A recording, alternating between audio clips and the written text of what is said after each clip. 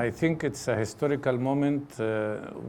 Not because we know that recognition will immediately change the situation, but because recognition means that all the Israeli illegal measures in the occupied territories, like settlement building, illegal settlers, annexation of East Jerusalem, all of that will not have an effect in the long run because this is now a state under occupation. We say thank you to the recognition, but we need more. And as a matter of fact, today Israel is committing 3 war crimes in parallel in Gaza. The war crime of genocide, the war crime of collective punishment, and the war crime of ethnic cleansing. In Gaza, I am leading a medical organization that is at this moment having 45 medical teams working under very difficult conditions, trying to help people, treating about 200,000 people every month. We have one of the very few centers that were not destroyed yet. Our colleagues are risking their lives every day.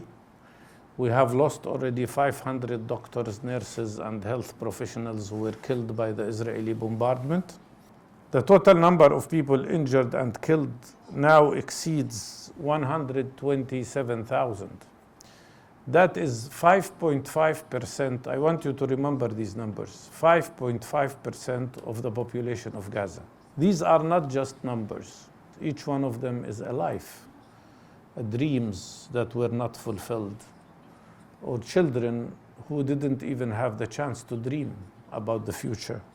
Israel has destroyed all universities, most schools, 34 hospitals out of 36. They threw on Gaza 80,000 tons of explosives. That is more than the explosive power of 2 nuclear bombs that were used against Hiroshima and Nagasaki in the Second World War. Let me tell you what we want.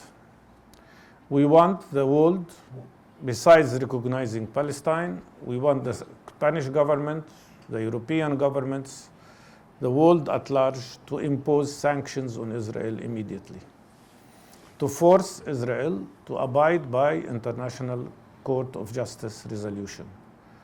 The more they continue to violate these resolutions, the more there is a need for sanctions.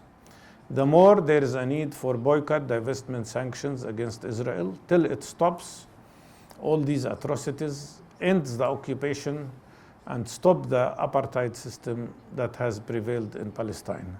What they are doing to us is totally unacceptable, and they would not have been able to do all of that if it wasn't for the support, the unlimited support of the United States of America and some European countries that continue to provide Israel with military equipment. The Israelis themselves will not be free unless Palestinians are free.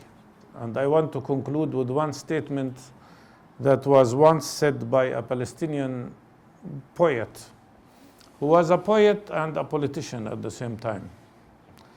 His name was Tawfiq Zayad. He was the mayor of Nazareth. And he said something that impressed me a lot. He said, "We, the Palestinians, are not better than any other people. But no other people in this world are better than us. We want to be equal to everybody else and be free."